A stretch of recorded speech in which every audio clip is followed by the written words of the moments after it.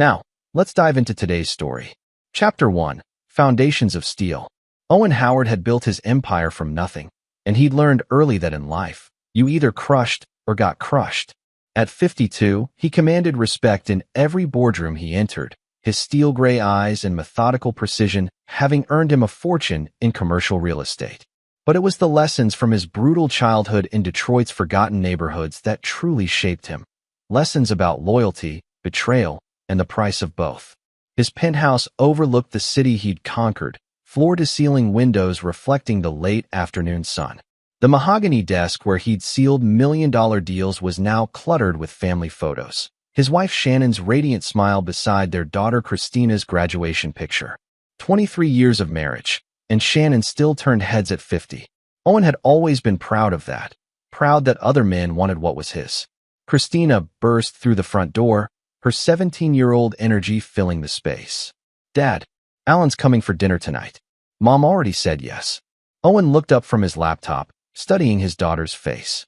Christina had inherited his sharp intelligence, but Shannon's beauty, a dangerous combination that made him perpetually protective. "The boyfriend gets to meet the family, huh? He's been my boyfriend for 6 months, Dad. It's time." Christina's voice carried that particular teenage blend of exasperation and affection. Owen's phone buzzed with a text from Shannon, "Working late again. Start dinner without me. Love you both." The third time this week. Owen's jaw tightened imperceptibly, but he simply nodded to Christina.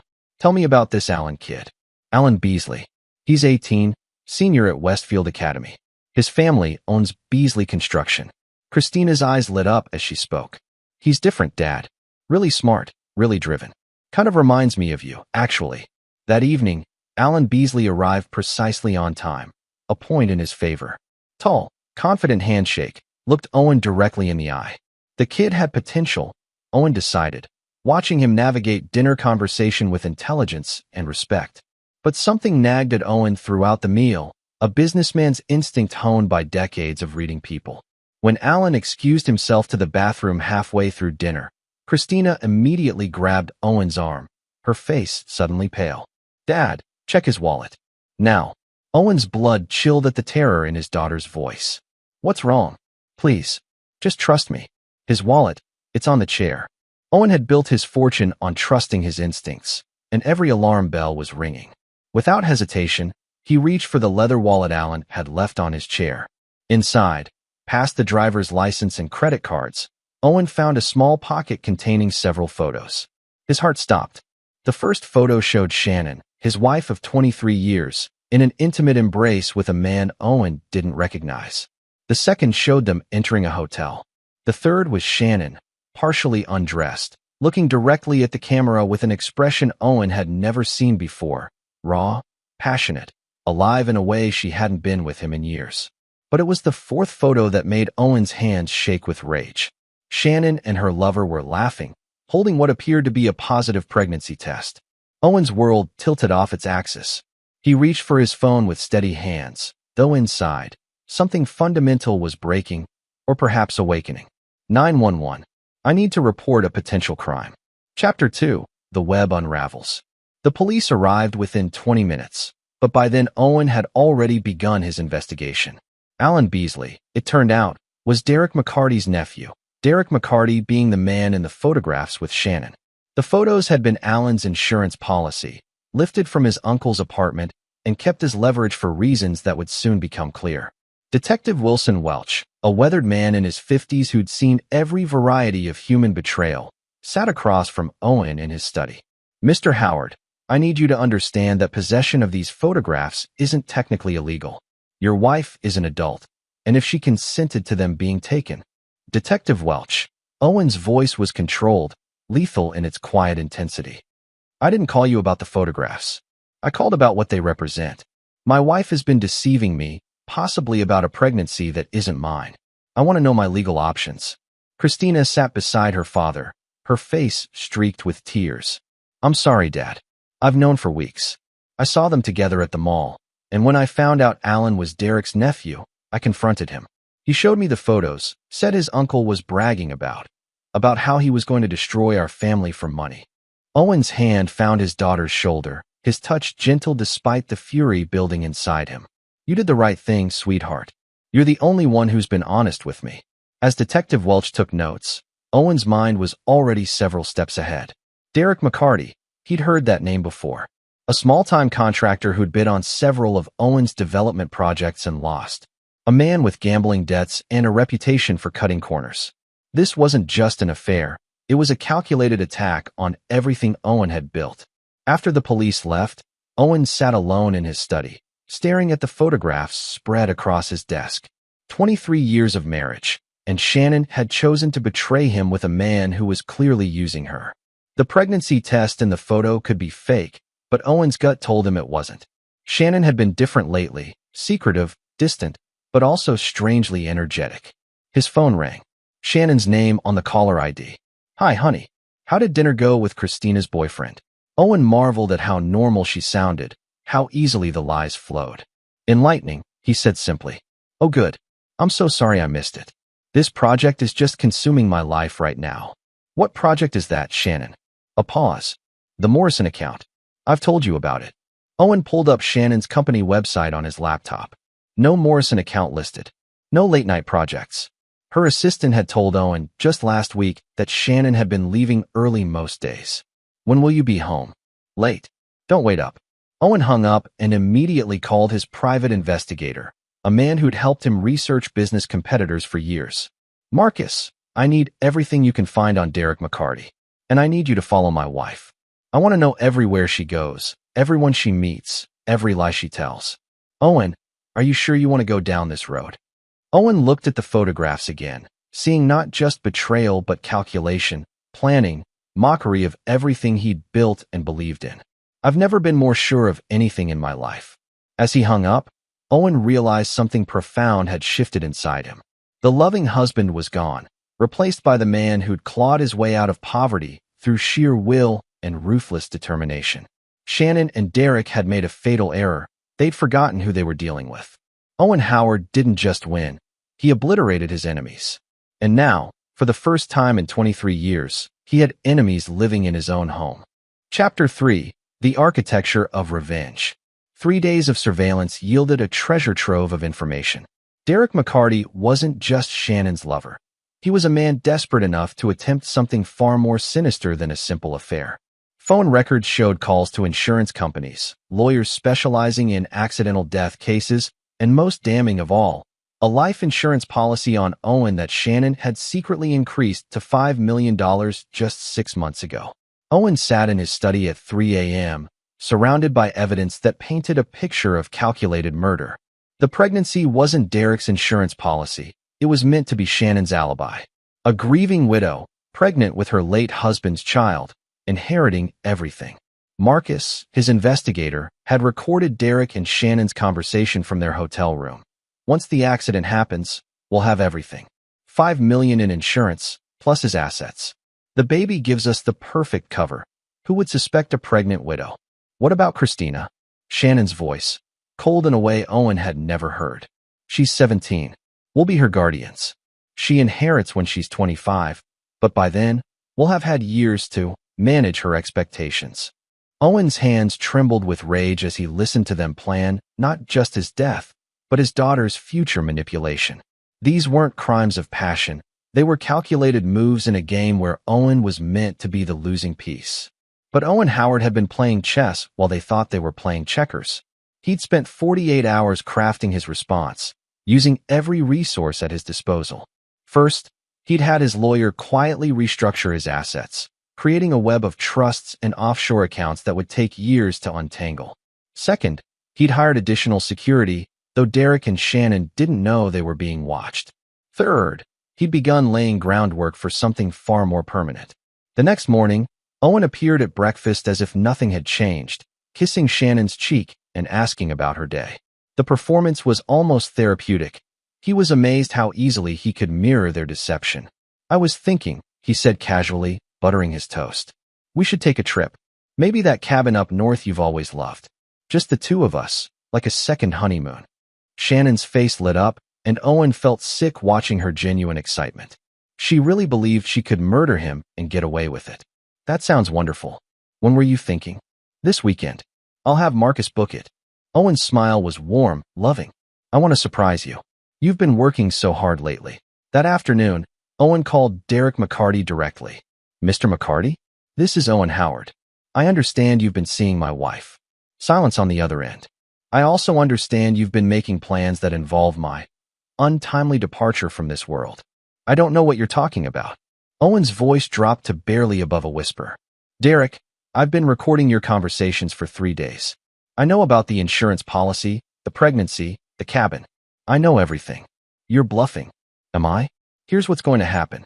You're going to meet me tonight, 10 p.m., at the construction site on Bleecker Street, your construction site. Come alone. And if I don't, then I call the police with evidence of conspiracy to commit murder, and you spend the rest of your life in prison. But if you come tonight, we can discuss a more permanent solution to our mutual problem. Owen hung up, feeling the familiar rush of a deal coming together. But this wasn't business. This was personal. And Owen Howard's personal vendettas had no statute of limitations. He spent the rest of the day making final preparations, each detail planned with the precision that had made him wealthy. By tonight, Derek McCarty would understand exactly who he'd chosen to cross. And tomorrow, Shannon would learn what happened to people who betrayed Owen Howard's trust. The old Owen, the loving husband and father, had died the moment he saw those photographs. What emerged was something Shannon and Derek should have researched more carefully. A man who'd grown up in streets where betrayal meant death, who'd built an empire by never showing mercy to those who crossed him. They'd made one crucial miscalculation. They'd assumed Owen Howard was soft because he was successful. Tonight, Derek would learn the difference between being civilized and being weak. And that difference would kill him. Chapter 4, Blood and Concrete. Owen Howard's childhood had been a masterclass in survival. At 8 years old, watching his father's construction business get stolen by partners who'd promised loyalty, Owen learned his first lesson. Trust was a luxury that led to destruction. When those same partners had arranged his father's accident at a job site, 12-year-old Owen understood that weakness invited predators. He'd spent his teenage years working construction jobs, watching how power flowed through intimidation and respect. By 20, he'd learned to speak the language of violence fluently, though he'd wrapped it in expensive suits and corporate strategies. But the core remained. Cross Owen Howard, and you paid in blood. Now, at 10 p.m., standing in Derek McCarty's abandoned construction site, Owen felt that old familiar calm. The half-built structure loomed around them, skeletal and perfect for what needed to happen. Derek arrived 20 minutes late, nervous energy radiating from every step. Howard, you wanted to talk. Owen studied the man who'd planned his murder, seeing weakness disguised as confidence. Derek was soft, probably never been in a real fight, never faced genuine consequences for his actions. I want to show you something, Owen said, walking deeper into the construction site. You see this building? You bid on the contract 2 years ago, lost to a better company. So you've been holding a grudge. My wife was just the tool you used to get back at me. Owen's voice echoed off the concrete pillars. But I need to understand, was killing me always the plan, or did that come later? Derek's hand moved toward his jacket, but Owen was faster. The gun appeared in Owen's hand with practiced ease, trained from years of protection courses that had become second nature. Easy, Derek. We're just talking. You're insane if you think you can threaten me. Owen laughed, a sound that held no warmth. Threaten? Derek, you misunderstood the invitation.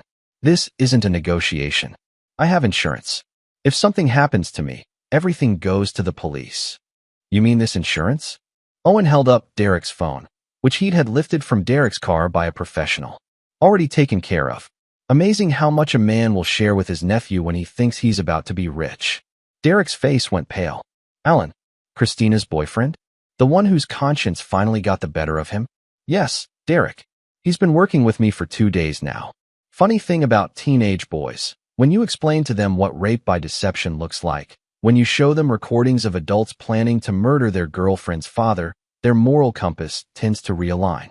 Owen circled Derek slowly, enjoying the fear he could smell. See, Derek, you thought you were playing a game. Seduce the wife, kill the husband, take the money. Simple plan. But you never researched who you were dealing with. I know exactly who you are. You're a businessman. I'm a businessman now. But I grew up in the caste corridor when it was a war zone. I learned to fight before I learned to read. And when my father was murdered by his business partners, murdered for money, just like you planned to do to me, I learned that some problems require permanent solutions. Owen's gun never wavered as he continued his circle. Want to know what happened to those partners?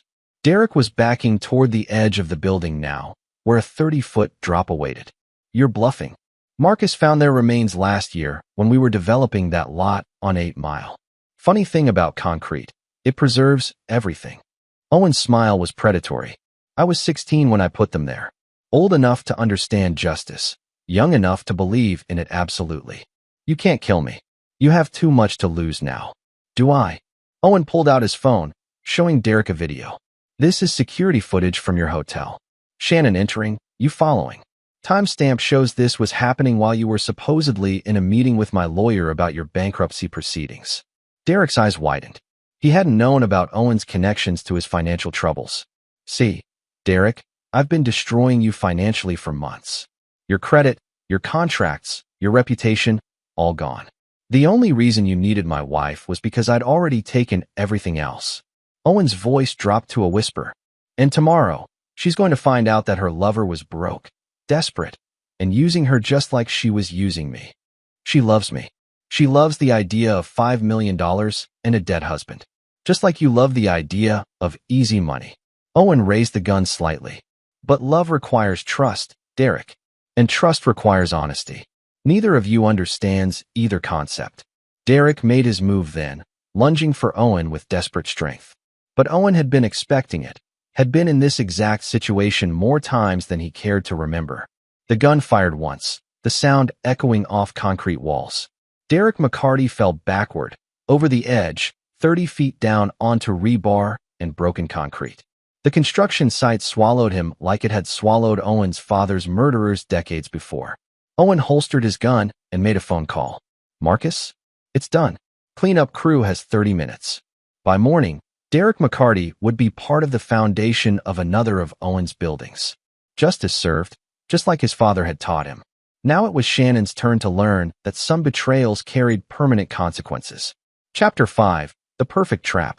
Shannon Howard woke up Friday morning to find her husband making breakfast, humming cheerfully as he flipped pancakes.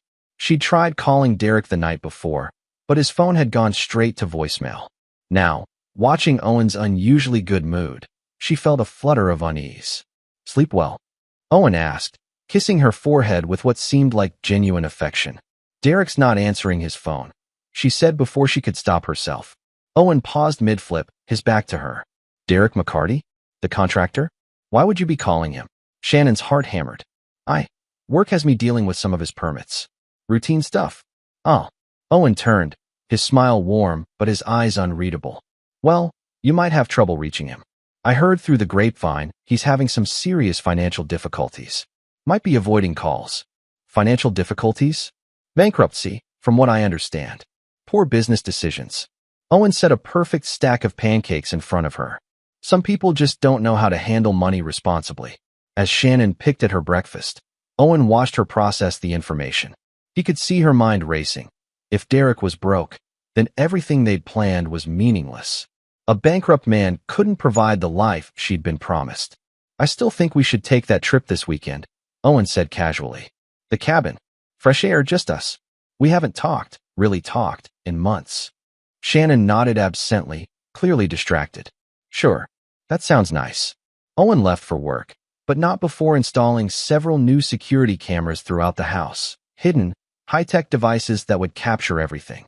He wanted Shannon's reaction recorded when she realized Derek was gone forever.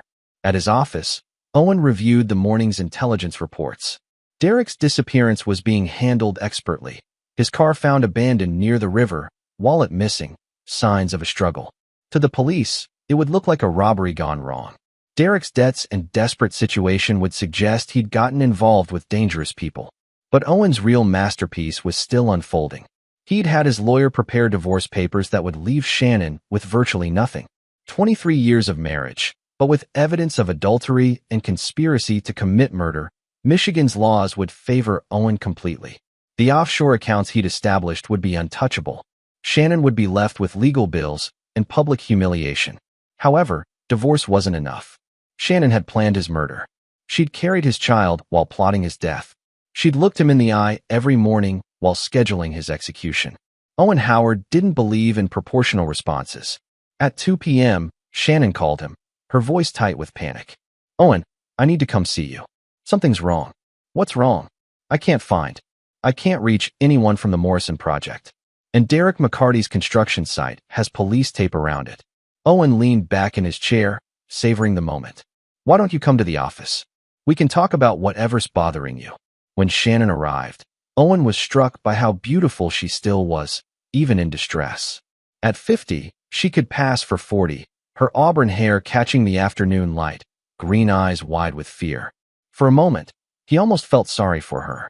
Then he remembered the pregnancy test and the photograph, remembered her voice on the recording discussing his accident, and the sympathy evaporated. "Sit down, Shannon." She perched on the edge of the chair across from his desk, nervous energy making her fidget with her wedding ring. "I need to tell you something," she began. "I know," Owen said simply. Shannon's face went white. "You know what?" "About Derek. About the pregnancy. About the insurance policy. About the plan to kill me at the cabin this weekend." Owen's voice was conversational, almost friendly. "I know everything." Shannon stood up abruptly, backing toward the door. "Owen, I can explain. Can you explain why you thought Derek McCarty could provide the life I've given you? Can you explain why you thought I was weak enough to be manipulated by a two-bit contractor and my own wife? It wasn't like that. It was exactly like that." Owen opened his desk drawer, pulling out the photographs. These were very enlightening. Shannon stared at the images, her face cycling through shock, denial, and finally, defiance. "So what now? You divorce me, I get half, and we move on." Owen's laugh was genuinely amused. "Half? Shannon, you attempted to have me murdered. You committed adultery. You falsified insurance documents." He held up a thick folder. "Michigan is not a no-fault state, and I have evidence of crimes. You won't get half. You won't get anything. You can't prove. I can prove everything. Recordings, photographs, phone records, witness testimony." Owen stood, walking around the desk to face her. "But more importantly, I can prove you chose to cross someone you should have left alone." Shannon's defiance cracked. "What did you do to Derek?" "Derek made a choice. He chose to threaten my family, steal my wife, and plan my murder. Choices have consequences." "Where is he?" Owen's smile was cold as winter. "Derek is where all threats to my family end up. Permanently neutralized." The blood drained from Shannon's face as the implication hit her. "You killed him." "I defended myself and my family against someone who planned to murder me for money. The police will find Derek's body eventually, but they'll conclude he got involved with dangerous people due to his debts." Very sad story. Shannon stumbled backward, hitting the door. "You're insane." "I'm thorough. And now you're going to learn what happens to people who betray Owen Howard's trust." His voice dropped to a whisper. "You wanted to be a widow, Shannon. I'm going to make that dream come true." Shannon's scream was cut short as the office door locked electronically behind her. Owen's smile never wavered as he reached for his phone. The game was about to begin in earnest. Chapter 6. The Closing Net. Shannon clawed at the office door handle, but Owen's security system had locked her in completely. The windows were reinforced glass 30 stories up. Escape was impossible. "Sit down, Shannon." Owen's voice carried the authority of a man accustomed to being obeyed. "Let me out. I'll disappear. I'll never bother you again." Too late for that. Owen returned to his desk, pulling out a legal document. "Besides, we have business to finish. Sign this." Shannon approached cautiously, reading the header. "Confession of adultery and conspiracy to commit murder." Very thorough document. It details your affair, the insurance fraud, the plan to kill me. Sign it, and I'll make your death quick." "My death?" Shannon's voice cracked. Owen looked at her with something resembling pity. "Shannon, you planned to murder me for money. Did you really think I'd let you live after that? I've spent 40 years making sure threats to my family are permanently eliminated. I'm the mother of your child. Are you?" Owen pulled out a DNA test report. "Took a hair from your brush yesterday. Christina is mine, thank God. But this pregnancy." He held up another document. "Medical records show you're not pregnant, Shannon. That test in the photo? Derek's insurance policy against you. He knew you'd eventually betray him, so he documented everything." Shannon's world tilted. That's impossible. Derek was using you just like you were using me. He got a photo of you holding a fake pregnancy test to ensure you'd never turn on him. Very smart, actually. Except he underestimated who he was dealing with. Owen stood, walking to his safe and retrieving a small device. This is a heart monitor. Measures stress, cardiac function. You're going to wear it. Why? Because your death needs to look natural. Heart attack brought on by stress and guilt over Derek's disappearance. Very tragic story. Loving wife discovers her business associate has been murdered. Overwhelming grief causes cardiac episode. Shannon backed against the window. You can't do this. I've already done it. Owen held up his phone, showing her a news article. Derek McCarty found dead, victim of apparent robbery. Police investigating connection to gambling debts. The article was time-stamped an hour ago. Shannon realized Derek had been dead for longer than she'd imagined. The beautiful part, Owen continued, is that everyone will believe you died of grief. The devoted wife, overwhelmed by the loss of a family friend. Christina will inherit everything, and I'll be the grieving widower who lost both his wife and business associate to tragic circumstances. Christina will never forgive you. Christina doesn't know about your affair or the murder plot.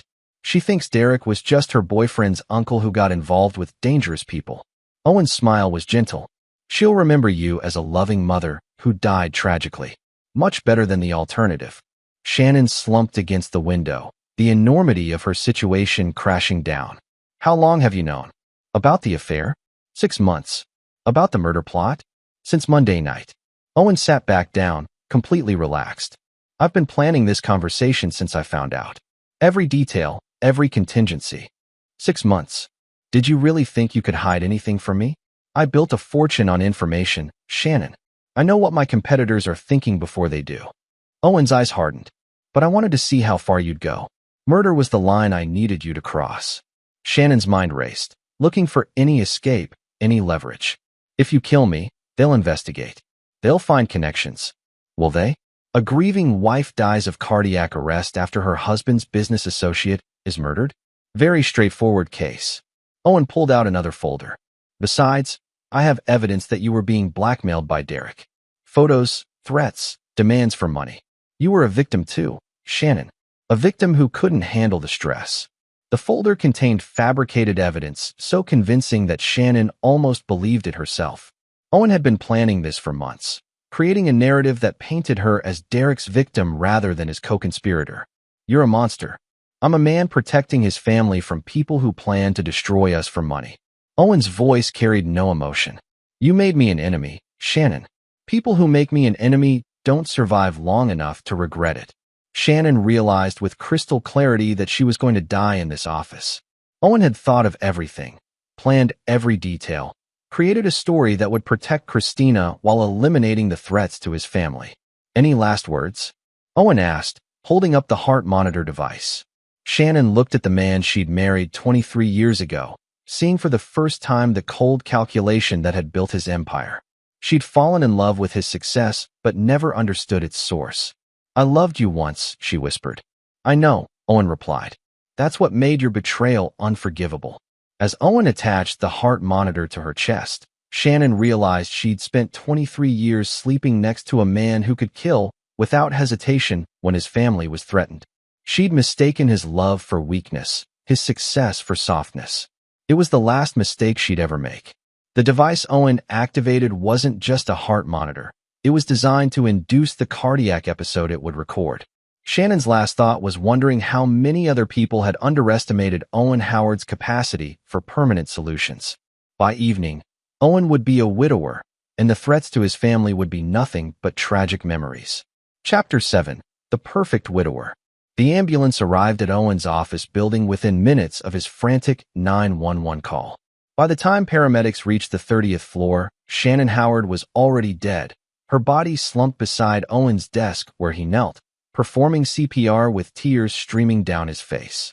She just collapsed, Owen told the paramedics, his voice breaking with what appeared to be genuine grief. Started clutching her chest, saying she couldn't breathe. We were discussing Derek McCarty's death. She was so upset about it. The heart monitor Owen had attached to Shannon showed textbook cardiac arrest patterns.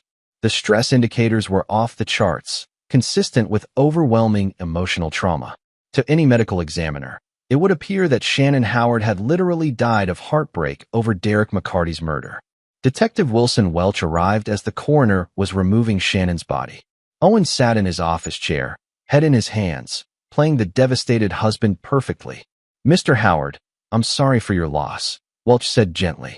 "I know this is difficult, but I need to ask a few questions." Owen looked up with red-rimmed eyes. "Of course. Anything to help understand what happened." "Your wife seemed upset about Derek McCarty's death?" "Devastated. She'd been working with him on some permit issues. When the news broke about his murder, she became hysterical." Owen's voice cracked convincingly. "She kept saying it was her fault somehow, that she should have warned him about the dangerous people he was involved with." Welch made notes, his expression sympathetic. Dangerous people? Derek had gambling debts. Shannon discovered he'd been taking money from construction projects to pay them off. She was trying to help him get legitimate financing. Owen pulled out a folder of fabricated documents that painted Shannon as a good Samaritan trying to save Derek from his poor choices. "So your wife was trying to help him?" "She always saw the best in people, even when I warned her that Derek was trouble." Owen's performance was flawless, mixing truth with fiction so seamlessly that even he almost believed it. The investigation that followed was perfunctory. Shannon's medical records showed elevated stress hormones, consistent with emotional trauma. Her phone records revealed multiple attempts to reach Derek on the day he died. The fabricated evidence in Owen's files painted a clear picture. A compassionate woman destroyed by guilt over her inability to save a troubled family friend. Christina returned from school to find her father being comforted by neighbors, the house full of flowers and casseroles from well-meaning friends. Owen held his daughter as she sobbed, his own tears mixing with hers in what appeared to be shared grief. "Dad, what happened?" Christina asked between sobs. "Your mother had a heart attack, sweetheart." The stress of Derek's death was too much for her. She blamed herself for not doing more to help him. Christina cried harder, and Owen felt a moment of genuine emotion. His daughter was truly innocent in all of this, and protecting her from the truth was perhaps the most important thing he'd ever done. "She loved us so much," Christina whispered. "Yes, she did," Owen replied, meaning it. Shannon had loved them, which made her betrayal even more unforgivable. The funeral 3 days later was perfect. Shannon was remembered as a devoted wife and mother, a woman who cared too deeply about others. The church was packed with people who spoke about her kindness, her generosity, her tragic end. Derek McCarty's memorial service had been held the day before, a smaller affair for a man whose gambling debts and poor choices had caught up with him. The two deaths seemed unconnected to everyone except Owen, who watched both services with the satisfaction of a chess player seeing his endgame unfold. Alan Beasley approached Owen after Shannon's service, his young face twisted with guilt and confusion. "Mr. Howard, I need to tell you something about my Uncle Derek." Owen put a comforting hand on the boy's shoulder. "It's okay, son. I know about your uncle's problems, and I know you tried to do the right thing. But Christina doesn't know the truth about her mom, does she? Christina knows her mother loved her and died tragically. That's all she needs to know." Owen's voice carried a warning that Alan was smart enough to recognize. "What about the photos, the evidence?" "What photos?" Owen's eyes were cold steel. "Alan, you're a good kid who got caught in a bad situation. You helped me protect my daughter from some very ugly truths. I'll never forget that loyalty." Alan nodded, understanding that some secrets were meant to stay buried. That evening, Owen sat in his study, reviewing the legal documents that now made him a very wealthy widower. The insurance payout from Shannon's death would be substantial, ironic, considering she'd planned to collect on his own policy. His assets were secure, his reputation intact, his daughter protected. Christina found him there, still wearing her black dress from the funeral. "Dad, are you going to be okay?" Owen looked at his daughter, the only person in the world whose opinion of him truly mattered. "We're going to be fine, sweetheart. Your mother would want us to take care of each other. I miss her already." "I know, but we have each other, and that's what's important." Owen pulled Christina into a hug, meaning every word. "Family is everything, Christina. The people who love you, who would do anything to protect you. That's what matters." As Christina went to bed, Owen returned to his desk and opened a secure file on his computer. Inside were records of every threat he'd eliminated over the years, every enemy who'd underestimated him, every problem that had required permanent solutions. Shannon Howard's file was now complete, marked resolved, like all the others. Owen Howard had learned long ago that mercy was a luxury that got good people killed. He'd built his empire by being smarter, more ruthless, and more thorough than anyone who opposed him. Shannon and Derek had discovered too late that some men were not meant to be crossed. Now Owen was free to focus on what truly mattered, protecting Christina and building the life they deserved. The threats were gone, the betrayers eliminated, the future secure. Justice, Owen reflected, was a beautiful thing when properly administered. Chapter 8. Echoes of the Past. 2 months after Shannon's funeral, Owen Howard stood in his completed building on Bleecker Street, watching concrete trucks pour the final foundation layer. 30 feet below, Derek McCarty's remains would be sealed forever in the very structure he'd helped design. There was a poetic justice to it that Owen found deeply satisfying. Christina had thrown herself into her senior year with remarkable resilience. Her grief was real but manageable, and Owen was proud of how she'd handled the tragedy. Alan Beasley remained her boyfriend, his experience with Owen having matured him considerably. The boy now understood the value of loyalty and the price of betrayal. "Dad," Christina appeared at Owen's side, surprising him. "What are you doing here?" "Just checking on the project. Want to see your mother's memorial before the building opens." Christina looked confused. "Mom's memorial?" Owen pointed to a small plaque being installed near the building's entrance, in memory of Shannon Howard, a woman who loved deeply. The brass plate gleamed in the afternoon sun, a touching tribute to a devoted wife and mother. "It's beautiful," Christina said softly. She would have loved that. Owen put his arm around his daughter, genuinely moved by her reaction. "Your mother deserves to be remembered for her love, not her mistakes." "What mistakes?" "Everyone makes mistakes, sweetheart. The important thing is how we learn from them." Owen's voice carried layers of meaning that Christina wouldn't understand for years, if ever. As they walked back to the car, Owen's phone buzzed with a message from Marcus, his investigator. Package delivered. The package was information about a business competitor who'd been making moves against Owen's latest development project. Some people never learned that Owen Howard's mercy was as rare as it was undeserved. That evening, Owen sat in his study reviewing financial reports when his secure phone rang. The number belonged to Judge Victor Sherwood, an old friend who'd helped Owen navigate various legal challenges over the years. "Owen, we need to talk. There's been some chatter about Derek McCarty's disappearance." Owen's blood chilled. "What kind of chatter?" "Nothing specific, but some people are asking questions. McCarty owed money to dangerous people, and they're wondering if his debts died with him. And they're looking at anyone who might have benefited from his disappearance. Your name came up because of the construction contracts he lost to you." Owen processed this information carefully. He'd planned for most contingencies, but organized crime's interest was something he hadn't anticipated. "What do you recommend?" "Make yourself visible, social, grieving. Take Christina on a vacation, maybe Europe. Let the heat die down while you establish an alibi of being a devoted father dealing with family tragedy." Owen considered this advice. A European trip would indeed serve multiple purposes. It would give Christina new experiences to heal from her mother's death, establish his presence far from any McCarty investigations, and allow his other business interests to resolve quietly. "Victor, I need you to arrange something else.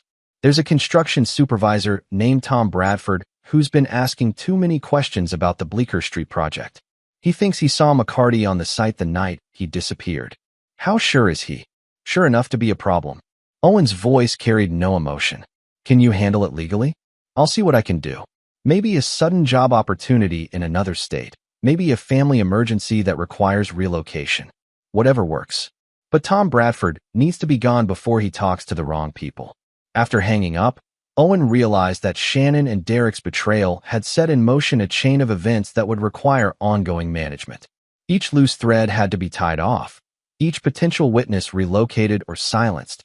Each question answered before it was asked. Owen Howard had built his empire on the principle that problems should be solved permanently, but sometimes permanent solutions created new problems. The key was staying ahead of them, always thinking 3 moves forward, always prepared to eliminate any threat to his family. Christina knocked on his study door, interrupting his planning. "Dad?" I was thinking about what you said earlier about Mom's mistakes. What did you mean? Owen looked at his daughter, seeing Shannon's beauty but his own intelligence in her eyes. Christina was 17, old enough to understand complex truths but young enough to be shaped by them. Your mother trusted people she shouldn't have, Owen said carefully. She saw the best in everyone, even when they were planning to hurt her. Like Derek McCarty? Exactly like Derek McCarty. Owen's voice hardened. Some people take advantage of kindness, Christina. They see compassion as weakness, trust as opportunity. Is that why he was killed? Because he took advantage of Mom. Owen nodded slowly. Derek McCarty was exactly the kind of man who destroys good people for money. Your mother tried to help him, and it broke her heart when she realized what he really was. Christina absorbed this, her young mind trying to process the complexity of adult betrayal. How do you know who to trust? Owen pulled his daughter onto his lap, feeling the weight of responsibility for shaping her worldview. You trust family first, always. Blood is everything, Christina. Everyone else has to earn it, and they can lose it just as easily. Have you ever been betrayed? Owen thought of Shannon, of Derek, of all the people over the years who'd mistaken his success for softness. Yes, and I've learned that forgiveness is a luxury that gets good people killed. So what do you do when someone betrays you? Owen looked into his daughter's eyes, seeing his own ruthlessness beginning to emerge. You make sure they never get the chance to do it again. As Christina hugged him goodnight, Owen realized he was raising a girl who would never be anyone's victim. She would understand loyalty and betrayal, strength and weakness, justice and mercy. Most importantly, she would understand that some lines, once crossed, could never be uncrossed. The sins of her mother would not be repeated. Owen would make sure of that. Chapter 9, Legacy of Steel. 5 years later, Christina Howard stood in the boardroom of Howard Enterprises, her MBA from Wharton fresh on the wall behind her father's desk. At 22, she had inherited Owen's sharp intelligence and his absolute intolerance for betrayal. The naive girl who'd once trusted her mother's boyfriend had become a woman who verified every relationship, every business deal, every friendship with the thoroughness her father had taught her. The Morrison Group is trying to undercut our bid again, Christina reported, reviewing the latest competitive intelligence. Should we respond with a counteroffer? Owen, now 57 and more formidable than ever, smiled with pride at his daughter's instincts. What do you think we should do? Destroy them completely. They've been stealing our clients for 6 months, using information they shouldn't have. Someone's feeding them inside intelligence. Good analysis. Any idea who? Christina pulled out a file folder, her movements precise and businesslike. Paul Robison in accounting. He's been copying files, staying late to access systems he doesn't need. Financial records show he's been living beyond his means. Owen felt a surge of paternal pride. Christina had inherited his gift for reading people and situations, but more importantly, she'd learned his lesson about permanent solutions to ongoing problems. What do you recommend? Frame him for embezzlement, have him arrested publicly, destroy his credibility completely. The Morrison Group loses their source, and we send a message to anyone else thinking about betraying us. Owen leaned back in his chair, marveling at how perfectly he'd shaped his daughter. And if framing him doesn't work? Christina's smile was cold as winter, exactly like her father's. Then Paul Robison has an accident. Accidents happen to traitors, Dad. You taught me that. Yes, I did. Owen stood and walked to the window overlooking the city he'd conquered. Christina, there's something I need to tell you about your mother. Christina's expression didn't change.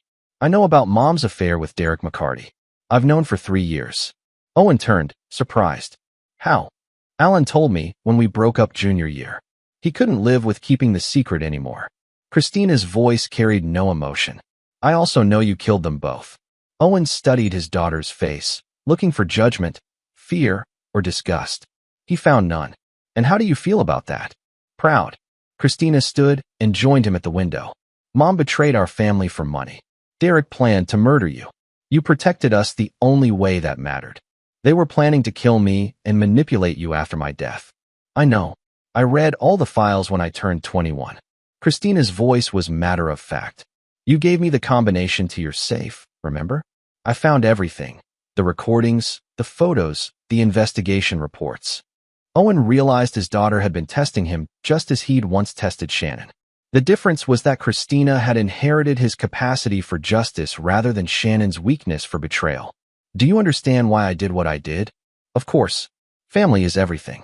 Loyalty is everything. People who betray us don't deserve mercy. Christina turned to face him directly. I also understand why you never told me the truth until now. Why? Because you needed to see if I was strong enough to handle it. If I was worthy of the Howard legacy. Christina's smile was proud, confident. I am. Owen felt a moment of pure satisfaction.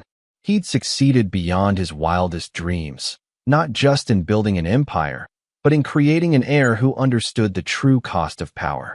There's one more thing, Christina continued. I found something else in the safe. Information about other people who tried to betray you over the years. The competitor files. 17 people, Dad. 17 threats permanently eliminated. Christina's voice held admiration rather than horror. You've been protecting our family for decades. Owen nodded slowly. Some people think success makes you soft. They learn too late that it just gives you more resources to deal with problems. Like Derek and Mom learned. Exactly like that. Christina walked to Owen's desk and picked up a framed photo of Shannon from happier times. Do you ever regret killing her? Owen considered the question seriously. I regret that she forced me to. I loved your mother, Christina. But love doesn't excuse betrayal. Good. Christina set the photo down gently. Because I need you to know something about Paul Robison in accounting. What about him? He's not working for the Morrison Group. He's working for me. Christina's smile was predatory. I've been feeding him false information for weeks, waiting to see what he'd do with it. Owen stared at his daughter, realizing she'd been conducting her own test of loyalty and betrayal. And he tried to sell it to our competitors yesterday. Just like you taught me. Give people enough rope, and they'll hang themselves. So what happens now? Now Paul Robison disappears, just like Derek McCarty did. Permanently. Christina's voice was calm, professional. I have a construction project that needs a foundation poured tomorrow. Owen felt a surge of emotion that combined pride, love, and something approaching awe. His daughter hadn't just inherited his business empire. She'd inherited his understanding of justice, his capacity for permanent solutions, his absolute intolerance for betrayal. Christina, there's something I want you to understand. The things we do, the choices we make, they're not evil. They're necessary. I know, Dad. Weak people think mercy is a virtue. Strong people understand that some problems require permanent solutions. And you're comfortable with that? Christina Howard looked at her father with eyes that held no doubt, no fear, no weakness. Dad, I've been planning Paul Robison's disappearance for 3 weeks. I'm not just comfortable with it. I'm looking forward to it. Owen Howard smiled with pure paternal pride. His daughter was everything he'd hoped she would become. Intelligent, ruthless, loyal, and completely unforgiving toward anyone who threatened their family. The Howard legacy was secure. The sins of the past were buried in concrete and time. And the future belonged to a young woman who understood that some betrayals could never be forgiven, some threats could never be ignored, and some problems required permanent solutions. Shannon Howard and Derek McCarty had made the fatal error of thinking Owen Howard was a soft businessman who would accept betrayal for the sake of peace. They'd learned too late that mercy was a luxury he couldn't afford. Now Paul Robison would learn the same lesson, and Christina Howard would be the one to teach it to him.